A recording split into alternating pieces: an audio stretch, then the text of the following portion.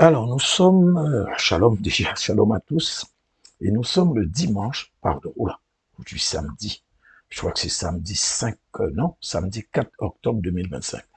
Et je souhaite à tous, et particulièrement à ceux qui se sont récemment abonnés, la bienvenue sur la chaîne Jésus-Christ Révélation TV 7420, Édouard Vidocin. Et je vais prier.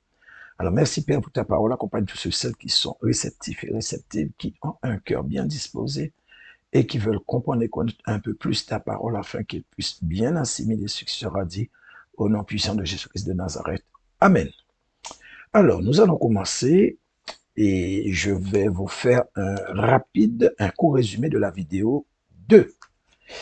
Donc, nous avons vu qu'il allait y avoir une brusque accélération des signes, des catastrophes naturelles, et aussi très important, la visite d'entités qui certainement prendront contact avec les hommes, mais que nous ne devons pas, ou plutôt nous ne devons pas nous laisser duper, car ce sera sans l'ombre d'un doute les agents du Satan. Et tout ça, à partir du mois d'octobre, et plus particulièrement à cette fameuse date que je vous ai donnée, donc c'est-à-dire à partir du 6-7 octobre 2025, et que par conséquent ce sera la résultante de ce que je pense avoir compris, puisque je vous ai dit que cet enseignement reposait essentiellement sur une date unique, soit le 6 octobre 2025, qui pour moi sera la date officielle du début de la grande tribulation. Donc, ce qui veut dire que je n'ai pas le droit de me tromper. C'est aussi simple que ça.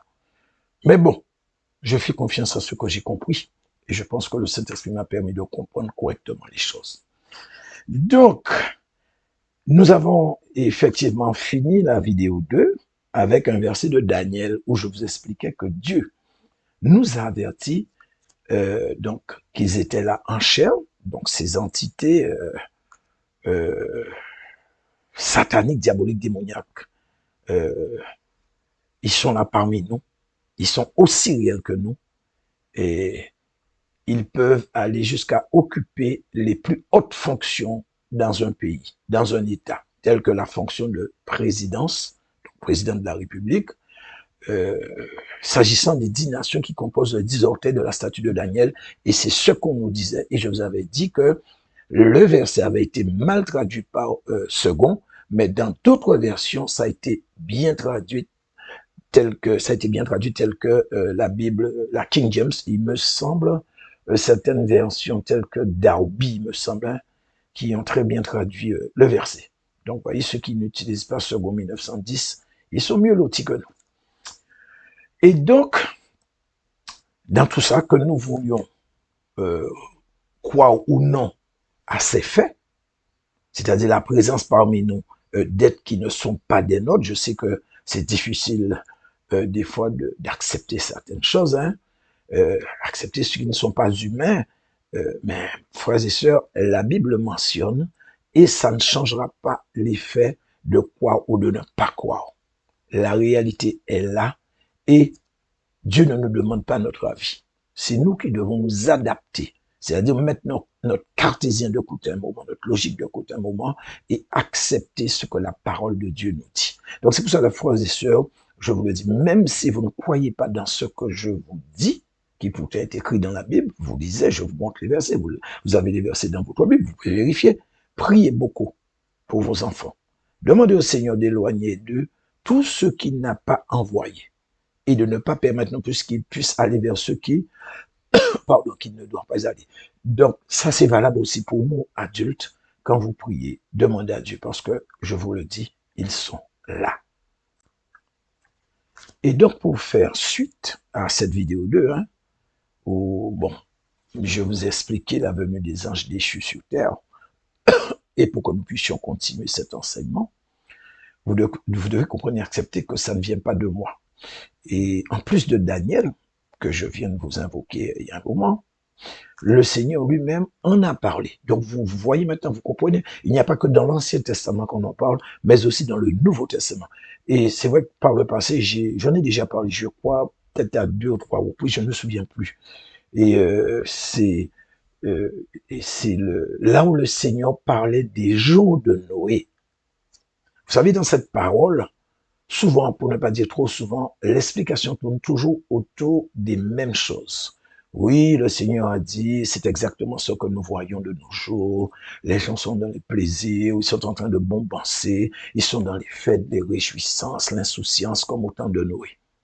Mais le Seigneur nous avait déjà avertis, prévenus. Et donc, il s'arrête à ça. Mais moi, je vous dis qu'il y a autre chose.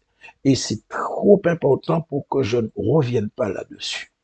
Et pour cela, nous allons analyser de nouveau ce que le Seigneur a dit.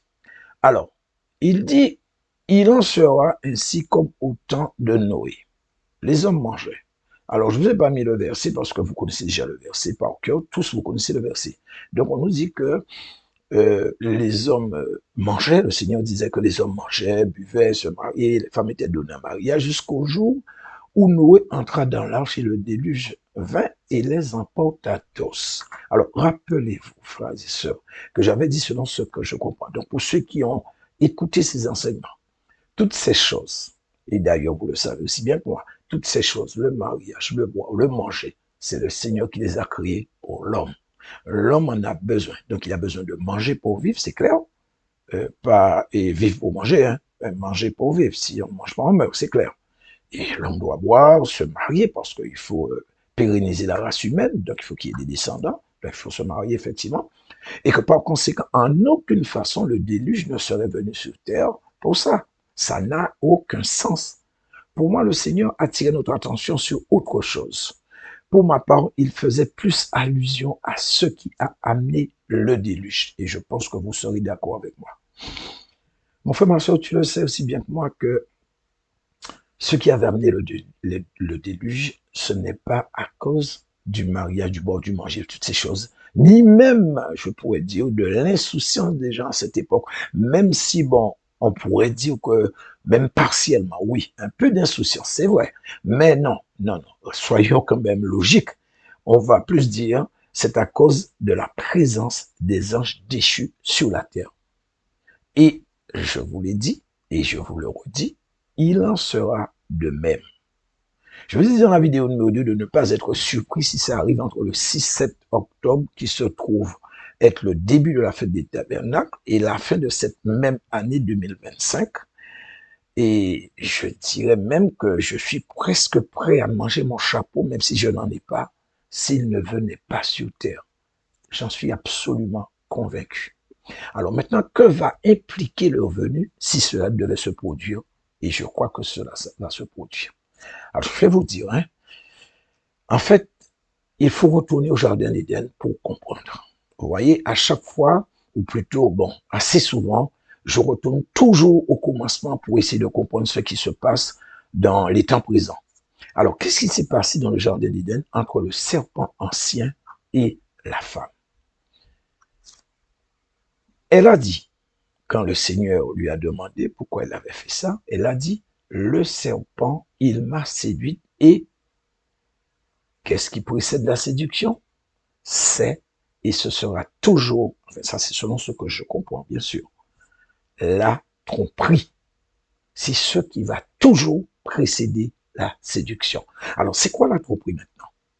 Bibliquement, je vais essayer de le définir hein, par rapport à ce que moi je comprends. Alors pour moi, la tromperie est le synonyme du mensonge. En fait, c'est le substrat du mensonge, son essence, sa quintessence même. La tromperie est, si vous voulez, un mensonge déguisé, mais très efficace et subtil. En tout cas, beaucoup plus que le mensonge lui-même. Parce que le mensonge, on peut le voir tout de suite. Mais la tromperie, non, c'est pas évident.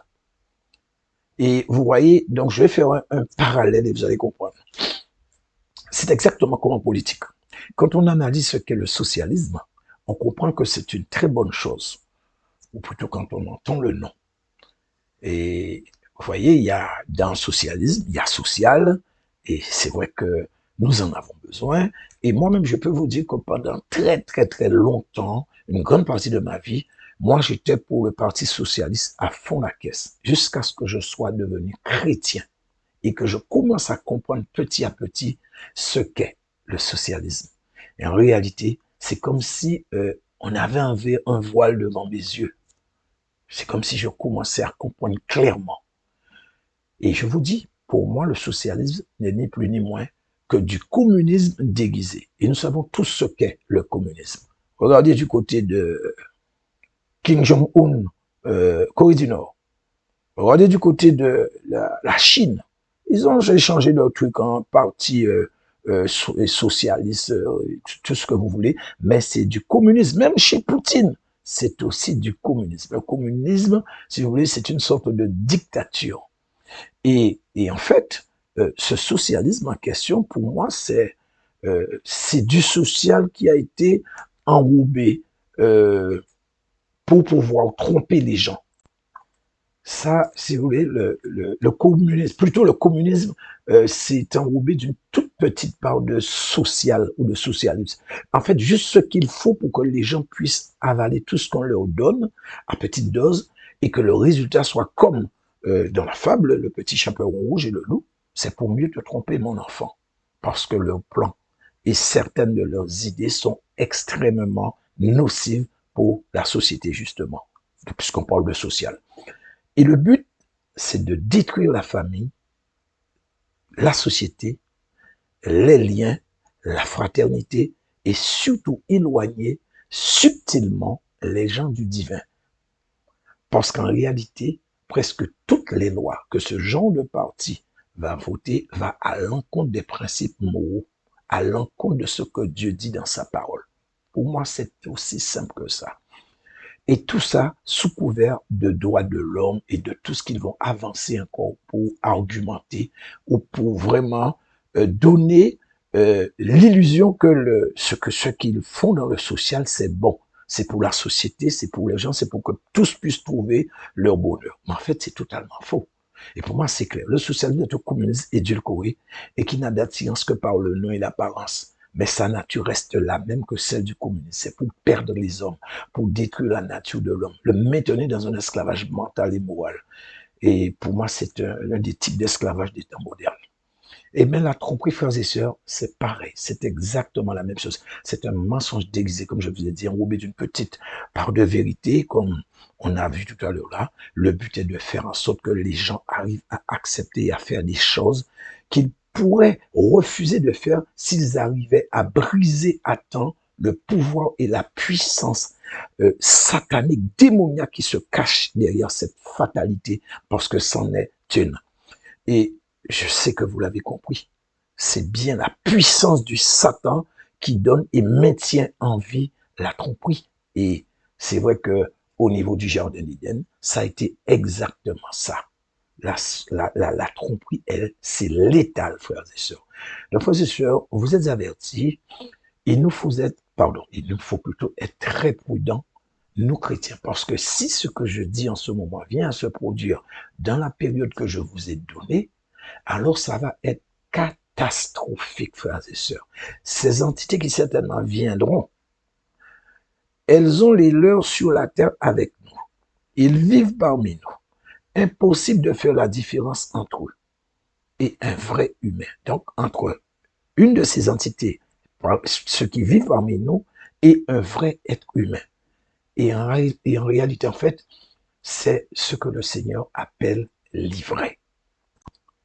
Et je crois que pour ceux qui connaissent l'ivraie, donc pour ceux qui connaissent l'ivraie et le blé, je peux vous dire que c'est difficilement qu'on arrive à les distinguer, surtout à distance. Bon, je pense que ceux qui travaillent au niveau de la terre, qui plantent tout ça, qui font du riz, tout ce que vous voulez, de la farine, machin, tout ça, ils sont un peu habitués. Peut-être qu'ils vont pouvoir faire la différence facilement. Mais je vous dis que c'est pas évident du tout. Et en fait, si vous lisez bien cette parabole, quoique je l'ai déjà expliqué, je l'ai dit au moins 2 fois, hein, tout ce qui est dans cette parabole est vrai et existe réellement. Donc, puisqu'on nous parle des anges, de la moisson, on nous parle de beaucoup de choses, du Seigneur, des enfants de la lumière, tout ça. Mais, frères et sœurs, on ne peut pas écarter la définition que le Seigneur nous donne par rapport à l'ivraie, parce que tout simplement, ça ne va pas cadrer avec notre logique humaine, notre cartésien. Le Seigneur nous dit clairement que l'ivraie, ce sont les enfants du Satan. Alors, mon frère, ma soeur, explique-moi pourquoi. Je parle pour ceux qui ne veulent pas l'accepter. Pourquoi vous ne voulez pas accepter ces faits ou ce fait? Est-ce que c'est si difficile à comprendre, ce qui est pour ma part relativement facile, dans la mesure où ça ne vient pas de moi, ça vient du Seigneur. Alors, pourquoi c'est difficile pour toi de l'accepter? Est-ce que ça te dérange à ce point que le diable ait des enfants et qu'il soit aussi réel que toi et moi?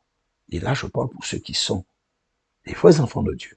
Parce que dans l'Église, il y a aussi, frères et sœurs, livrés.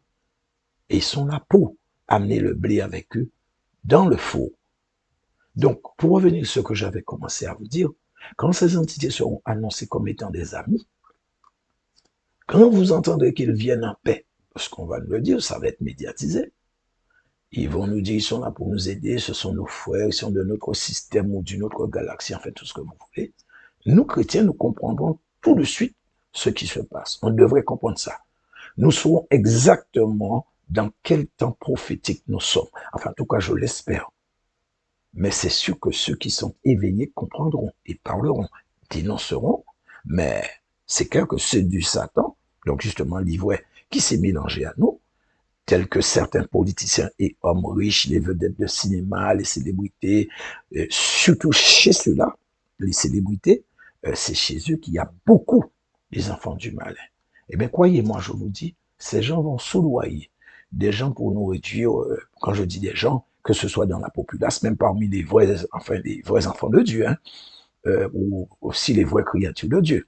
Donc, pour nous réduire au silence, en nous accusant de tous les maux, d'ennemis de la société, d'ennemis du progrès, de troubles à l'ordre public, alors qu'en réalité, nous saurons que c'est faux, et eux aussi, ceux qui ne sont pas manipulés, sauront que c'est faux. Mais en fait, ce sera pour eux un moyen légal et efficace, selon leur loi pour nous réduire au silence et laisser l'humanité avaler cette pilule comme dans Matrix. Et à vrai dire, euh, j'attendais leur visite pour la même période de l'année dernière, 2024. Je vous l'avais dit, depuis l'année dernière, 2024. Et aux alentours, ouais, c'était dans cette période même, hein. J'avais annoncé ça pour septembre-octobre, donc oui, septembre-octobre, ou plutôt à partir de septembre-octobre 2024, mais à cause du décalage d'une année, dû au fait que je n'avais pas tenu compte des AI-34 dans les faits, comme je vous ai déjà dit, alors j'étais obligé de reporter cette venue pour la période où nous sommes en ce moment, c'est-à-dire à partir de octobre 2025. Donc mon frère, ma sœur, tu es prévenu. En tout cas, il n'y aura pas que ça. Alors, c'est vrai que la liste que je vais vous donner ne sera pas complète, hein, c'est clair.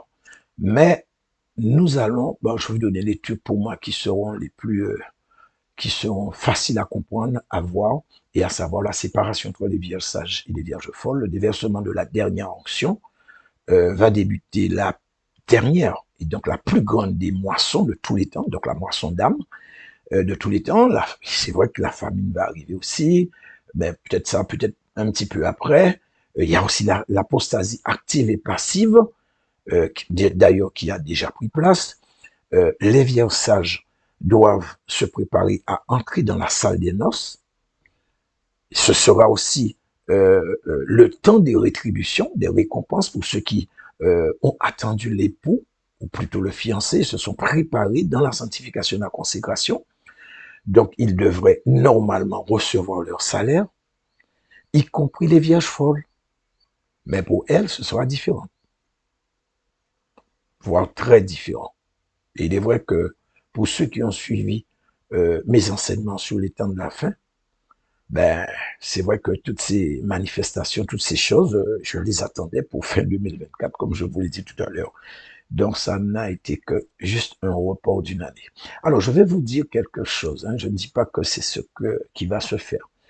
Mais par rapport à ce que je comprends sur certains événements qui vont se produire, et notamment, je vous ai parlé de l'ouverture du 6e sceau, parce que c'est ce que je comprends qui va sans doute se passer d'ici octobre-là, il doit se passer un tremblement de terre majeur. Et donc, moi, ce que je comprends, c'est que ça va engloutir cette mosquée qu'on appelle la mosquée d'Al-Aqsa. et le dôme du rocher. Donc la mosquée d'Al-Aqsa et le dôme du rocher, et ce qui va permettre aux Juifs de construire le troisième temple. Alors, pourquoi je comprends ça ainsi? C'est simple. Si cela se produit ainsi, c'est-à-dire qu'un tremblement de terre détruise le dôme, alors c'est pas détruire, engloutir carrément, ce truc va disparaître. Le dôme du rocher, la mosquée d'Al-Aqsa, ces deux trucs-là, ça vont disparaître. Euh, si ça venait à se produire, qui les musulmans pourraient blâmer? Parce que si Israël ou l'armée, peu importe, essaie de détruire ce truc-là, ce sera la troisième guerre mondiale. Mais si c'est Dieu qui intervient, qui les musulmans pourront blâmer? Personne. Ils vont devoir l'accepter comme un signe de Dieu ou de leur Dieu Allah. Ainsi, cela permettra de résoudre deux problèmes majeurs d'un coup, mais deux problèmes que jusqu'à maintenant, personne n'est parvenu à résoudre. Non seulement l'abomination qui cause la désolation, ou plutôt une des abominations qui cause la désolation ne sera plus, mais en plus, ce qui est très important, l'espace sera à ce moment-là libre. Et vu que la place, là où ces deux trucs-là, ça se trouve, cette partie-là, cette superficie ou cet espace, en fait, tout ce que vous voulez, n'appartient pas aux musulmans, mais appartient aux juifs. Donc, ils ne pourront plus rien revendiquer. Ce sera fini pour eux. Aucun recours ne sera possible. Donc, la place sera de nouveau libre pour les Juifs. Plus d'obstacles à la construction du troisième temple, frères et sœurs. Mais surtout, s'il vous plaît, n'oubliez pas que ce n'est qu'une hypothèse ou un scénario que je pense qui est très fort probable de se produire. Ok, très bien. Maintenant, je vais vous démontrer comment j'ai pu trouver la date du début de la grande tribulation. Parce que je pense que beaucoup attendent comment j'ai fait. Alors, on y va.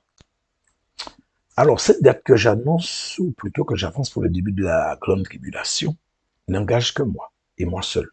Et comme j'ai dit, je n'ai pas tiré de mon chapeau, c'est la suite logique de l'enseignement sous la statue du roi de Babylone, Nebuchadnezzar, le roi Nebuchadnezzar, quand Daniel et les Israélites avaient été déportés à Babylone, et cela remonte à un peu plus de 2500 ans. Alors c'est sûr, je ne vais pas reprendre tous les calculs parce que c'est fastidieux, c'est long, c'est pénible. Donc les calculs que j'ai faits, je ne peux pas les refaire, c'est pas possible. Donc ceux qui veulent comprendre comment je suis parvenu à cette date devront aller dans les enseignements dédiés.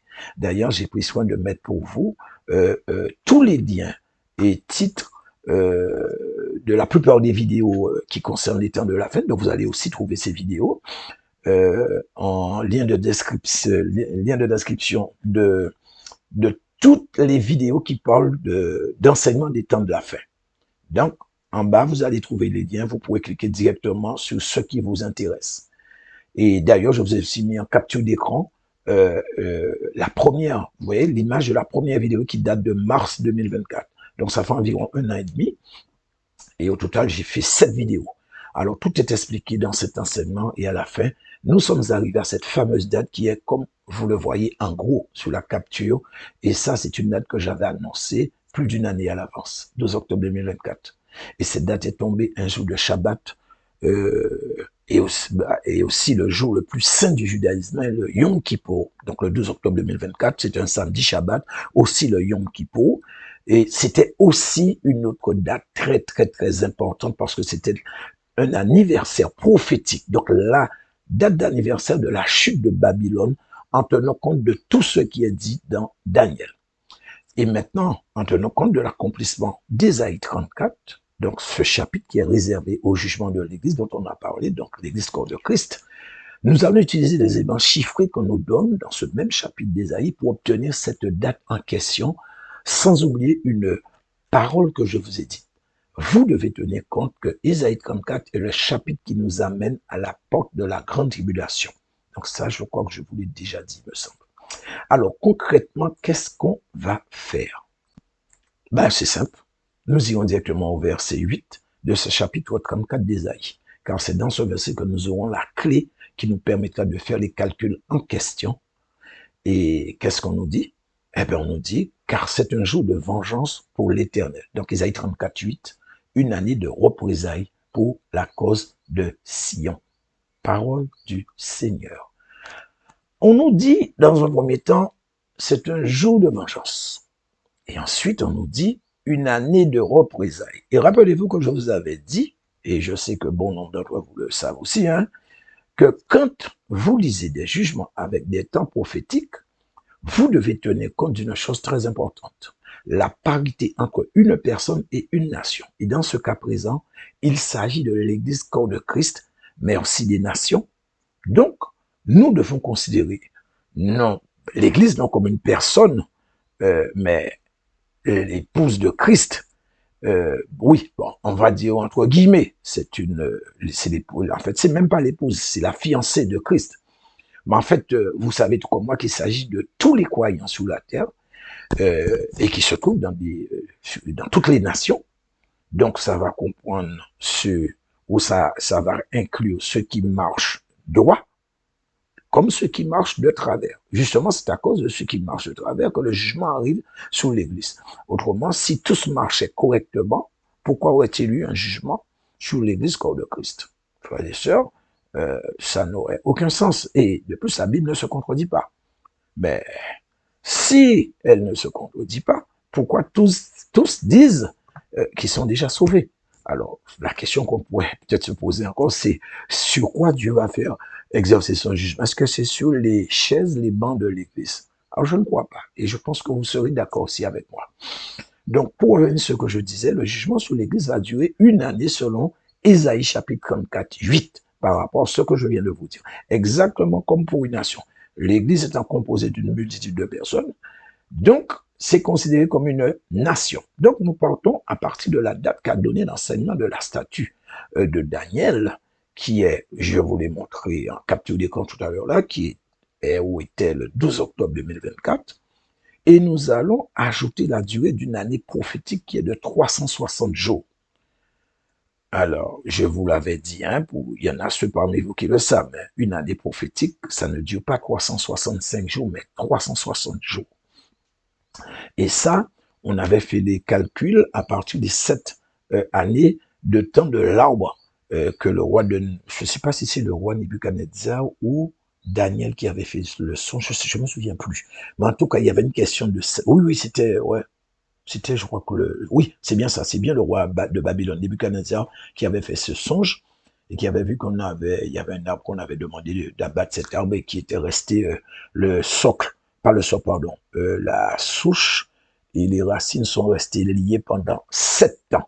Donc, on avait fait les calculs. Et si nous revenons sur Ésaïe 34, donc si nous ajoutons une année prophétique de 360 jours à partir du 12 octobre 2024, nous tombons exactement le 6 octobre 2025. Alors, je vous ai mis en ligne ce que j'ai fait, donc vous pouvez contrôler. Alors, peut-être que certains pourraient dire que je me suis trompé sur le mois d'octobre 2024 en regardant le tableau Excel. Et que si je pars à partir du 12 pour arriver au 31 octobre, ça ne peut pas faire 20 jours, mais que 19 jours. Donc forcément, j'ai un décalage et je ne peux pas tomber le 6 octobre 2025. Donc mes calculs sont tronqués, sont faux. Eh bien non, ça donne bien 20 jours. Et c'est pas trop compliqué. Il suffit de soustraire tous les jours qui sont avant le 12 octobre. Ce qui va faire, on partira du 1er octobre, et on devra arriver au 11 octobre. Donc, on va soustraire ces 11 jours sur les 31 jours que comporte le mois d'octobre. Ça va nous donner 20 jours pile poil. Mais vous pouvez faire aussi sur le principe de compter en présentiel. Donc, le premier jour qui est le 12 en présentiel jusqu'au 31, ça vous donnera encore 20 jours. Ensuite, sur la droite de l'écran, j'ai fait une capture d'un logiciel qui fait le calcul directement entre deux dates. Donc, vous voyez, il trouve 359 jours. C'est simple. En fait, il ne calcule pas le premier jour, mais il va calculer pour le premier jour, il va le calculer en 24 heures. C'est-à-dire qu'il partira du premier jour au deuxième jour et il va compter que c'est 24 heures, soit un jour. Mais en présentiel, c'est le premier jour qui compte, peu importe à quelle heure ça a commencé. Puisque, regardez, même dans une élection présidentielle, président, qu'il soit élu à 6 heures du matin, à midi, à 15 heures, 18 heures, 21 heures, même jusqu'à 23 heures 59, on va pas mettre la date du lendemain, mais on va mettre la date du jour où il a été élu. Et ici, c'est exactement la même chose, frères et sœurs. Et donc, dans tout ça, qu'est-ce que nous avons le 6 octobre 2025? Alors déjà, je vous une toute petite parenthèse. Pour ceux qui ne sont pas tellement habitués quand il s'agit de trouver la correspondance ou la concordance des dates qui correspondent à des événements dans le prophétique, il faut systématiquement se tourner vers Israël pour chercher et trouver le lien. Alors, est-ce que cette date tombe lors d'un événement ou d'une fête de l'Éternel? Ça, c'est indéniable. On doit tomber un jour précis d'une fête juive ou d'un événement qui concerne Israël, Jérusalem, tout ce que vous voulez, mais on doit forcément, obligatoirement tomber sur une date comme ça. Si on n'arrive pas à tomber, même si on tombe un jour avant, c'est pas bon. Il faut revoir les calculs. Soit il y a une erreur, je sais pas, mais il faut revoir les calculs parce que ce n'est pas bon. Ça doit tomber pile poil. Et donc, nous allons voir ici avec quoi, ou plutôt sur quoi ça tombe. Donc, cette date que je vous ai annoncée, et d'ailleurs, je vous l'ai dit aussi en début de cette vidéo, ça tombe exactement le premier jour de la fête de Sukkot. Donc, cette fête va commencer le 6 octobre 2025, après le coucher du soleil, et va durer 7 jours. Et cette fête est plus connue. Bon, certains d'entre vous ne sont peut-être pas tellement habitués avec le terme Sukkot, mais vous pouvez aussi, on dit la fête des tentes ou la fête des cabanes. Et aussi, celui-là, il est beaucoup plus courant, ce nom, la fête des tabernacles. Et donc, si je reviens sur ce que j'ai dit au début, c'est après avoir inséré l'année prophétique de jugement sous l'Église que nous tombons à cette date, hein, et je viens de vous le dire encore, et comme vous pouvez le comprendre, ça ne peut en aucun cas être une coïncidence. Et ça, je vous l'ai dit, vous le savez, pour ceux qui sont un petit peu plus aguerris, ceux qui sont un peu plus assis au niveau spirituellement parlant, hein, dans les choses de Dieu, il n'y a pas la place pour les coïncidences. Ça n'existe pas. Le hasard dans les choses de Dieu, ça n'existe pas. Mon frère, ma soeur, il faut oublier ça. C'est soit on trouve la bonne date et ça concorde, ou soit on est passé complètement à côté. C'est pas plus compliqué que ça. Alors, avant que je ne fasse cet enseignement, donc la première vidéo d'ailleurs, hein, si vous le rappelez bien, j'avais déjà fait une courte vidéo où j'avais annoncé, enfin, je vous avais parlé d'un pasteur que beaucoup parmi vous connaissent, hein, Daniel Vendini. Euh, il, euh, il a reçu que la grande tribulation commençait à la rentrée 2025. Et il avait dit qu'il n'avait pas de date précise. Il tanguait entre septembre et octobre 2025 quand le Seigneur ne lui avait pas donné de précision. Il avait aussi ces révélations prophétiques qui annonçaient l'enlèvement de l'Église. Donc, pour ce qui est le truc de Daniel Ventini, je vous ai dit, hein, excusez-moi, j'étais un petit peu dans la, enfin pas vraiment dans la confusion, mais j'ai pas été assez précis. Je vous ai dit qu'il n'avait pas reçu de précision, donc il tanguait entre septembre-octobre 2025 là, dans lequel nous sommes en ce moment-là. Et il y avait aussi, d'ailleurs, ces prophéties bidons qui annonçaient un enlèvement pour le 23-24 septembre 2025, d'ailleurs, qui n'a pas eu lieu, et nous le savons tous. Hein. Et aussi, j'avais fait la vidéo pour annoncer tout ça. Mais comme j'ai eu à le dire, et je vous le dis, en ce qui me concerne, quand je fais un enseignement, si je trouve une date, je ne vais pas changer de date. Que me donnent les calculs que je vais faire sous prétexte qu'on a donné des dates suite à des révélations pour des événements de temps de la fin testant, peu importe ce que ça va tester, je ne sais pas. Et même pour ces, bon, je vous l'ai dit, hein, je vous ai déjà donné ma position ce soir d'enlèvement. Je vous ai dit que moi, je rejette formellement. Et il n'y a pas longtemps, je vous ai fait une vidéo là-dessus avec le pasteur Sadhu Salvarasanda qui a reçu une révélation du Seigneur qui lui a dit, et lui-même, je vous ai dit que ce pasteur-là, enfin, prophète, pardon, ce prophète-là a dit, pourtant, lui qui croyait Dieu comme faire que l'enlèvement précédait la grande tribulation, maintenant, il traite de bêtises de croire que la grande tribulation sera avant l'enlèvement. Qu'est-ce que je dis là? Que l'enlèvement, pardon, sera avant la grande tribulation. Mais en tout cas, tout ça pour vous dire, moi, je ne me laisse pas influencer par des révélations, des prophéties puisque vous le savez comme moi, une prophétie ou une révélation bon, sur des événements, peu importe, hein, c'est circonstanciel. Ça peut changer en fonction de certaines circonstances, de certaines choses, telles que par exemple une repentance pour un pays, ben, ça peut complètement changer le truc. Là, Dieu peut annuler carrément une prophétie qu'il avait donnée. Donc, si vous voulez, c'est pas un truc qui est figé comme dans ce que nous avons dans la Bible. Ce que nous avons dans la Bible, c'est figé, c'est scellé et ça doit s'accomplir, qu'on le veuille ou non. Mais pour ce qui est des révélations que Dieu donne dans ces temps de la fin, dans des songes, des trucs comme ça, c'est pas la même chose, frères et sœurs. Donc, pour conclure, moi, je dis que j'ai fait des calculs, j'ai appliqué à la lettre comme je l'ai toujours fait, et je m'arrête à ce que j'ai trouvé. Alors, si je me trompe, il y aura forcément quelque chose qui viendrait pour me le prouver. Et comme je vous ai déjà dit plusieurs fois, je vous l'ai dit, je ne suis pas à l'abri d'une incompréhension, de verset mal compris ou mal traduit, hein, ou encore un verset dont j'ignorais l'existence, ou j'ignore l'existence. Mais c'est clair, si je ne me trompe pas, alors ce sera un soulagement pour beaucoup.